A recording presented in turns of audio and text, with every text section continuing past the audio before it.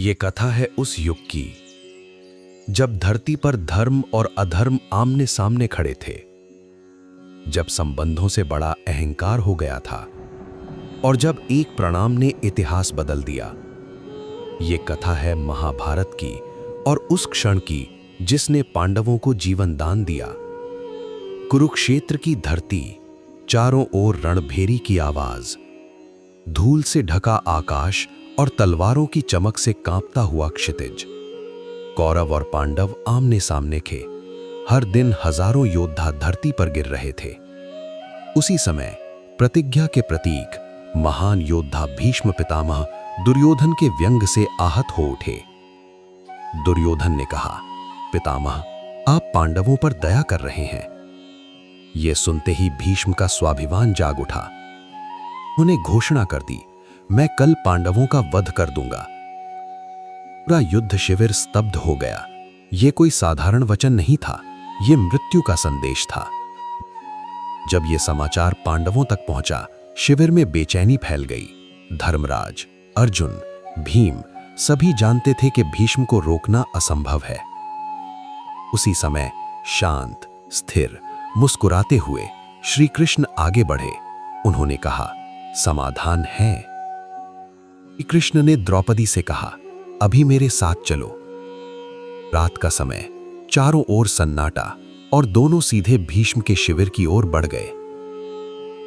शिविर के बाहर रुककर कृष्ण बोले, अंदर जाओ और पितामह को प्रणाम करो। द्रौपदी अंदर जाती हैं।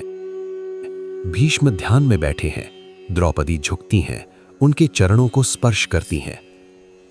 भीष्म के मुख से स्वतः शब्द निकलते हैं, अखंड सौभाग्यवती भव। क्षण भर बाद उन्हें समझ आता है, ये द्रौपदी है। भीष्म बाहर आते हैं और श्री कृष्ण को प्रणाम करते हैं। मुस्कुरा कर कहते हैं, मेरे एक वचन को मेरे ही दूसरे वचन से काट देने का काम केवल आप ही कर सकते हैं। क्योंकि उन्होंने द्रौपदी को सौभाग्यवती होने का आशीर्वाद दे दिया था और अब पांडवों का वध संभव नहीं था। वापस लौटते समय श्री कृष्ण बोले, आज तुम्हारे एक प्रणाम ने पांडवों को जीवन दान दे दिया। यदि प्रतिदिन बड़ों को प्रणाम किया जाता, यदि सम्मान बना रहता, तो शायद ये युद्ध होता ही नहीं। ये कथा केवल इतिहास नहीं, हमारे आज की सच्चाई है। आज घरों में दूरी है, अहंकार है, तनाव है, लेकिन प्रणाम इन सब का समाधान है। प्रणाम प्रेम है, अनुशासन है, शीतलता है, आदर है। प्रणाम से अहंकार मिटता है, क्रोध शांत होता है, संबंध मजबूत होते हैं और बड़ों का आशीर्वाद कवच बन जाता है। कल्पना कीजिए, यदि हर घर में हर सुबह सब एक दूसरे को प्रणाम करें तो घर स्वर्ग बन जाएगा।